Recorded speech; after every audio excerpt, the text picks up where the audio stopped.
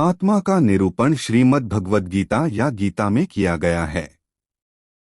आत्मा को शस्त्र से काटा नहीं जा सकता, अग्नि उसे जला नहीं सकती, जल उसे गीला नहीं कर सकता और वायु उसे सुखा नहीं सकती।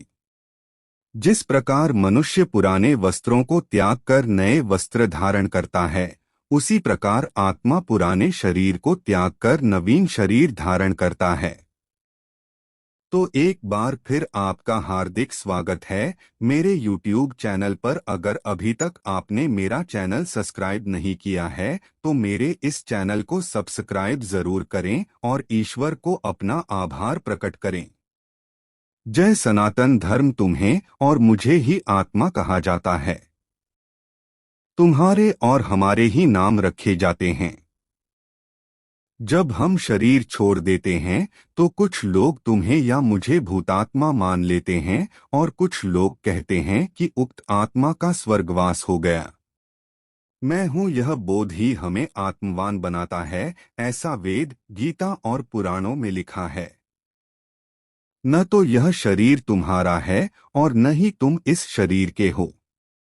यह शरीर 5 तत्वों से बना है: अग्नि, जल, वायु, पृथ्वी और आकाश। एक दिन यह शरीर इन्हीं 5 तत्वों में विलीन हो जाएगा। गीता। वेद, पुराण और गीता अनुसार आत्मा अजरमर है। आत्मा एक शरीर धारण कर जन्म और मृत्यु के बीच नए जीवन का उपभोग करता है और पुनः शरीर के जीर्ण होने पर शरीर छोड़कर चली जाती है। आत्मा का यह जीवन चक्र तब तक चलता रहता है जब तक कि वह मुक्त नहीं हो जाती या उसे मोक्ष नहीं मिलता।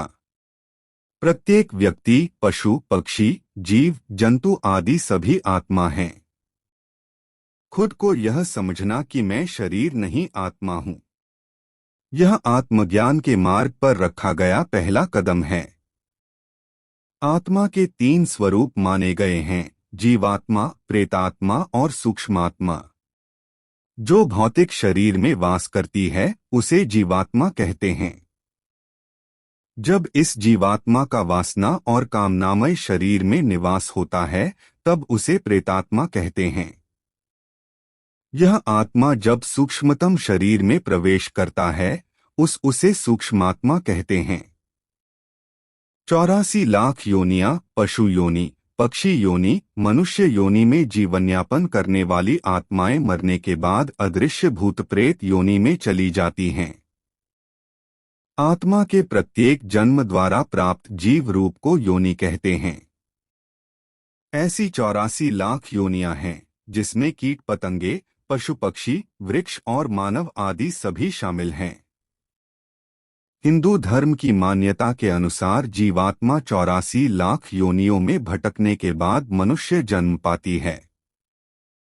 84 लाख योनियां निम्नानुसार मानी गई हैं: पेड़ पौधे 30 लाख, कीड़े मकोड़े 27 लाख, पक्षी 14 लाख, पानी के जीव जंतु 9 लाख, देवता, मनुष्य, पशु 4 लाख। ये सभी कुल योनियां 84 लाख हो जाती हैं। सभी ज्ञानी पुरुषों ने एक मत से यह कहा कि आत्मा अमर है, ना ही कभी जन्म लेती, ना ही उसकी मृत्यु होती। आत्मा सनातन है। आत्मा एक ऊर्जा का रूप है जिसे आत्मज्ञान और परमात्म ज्ञान के समय देखा जा सकता है।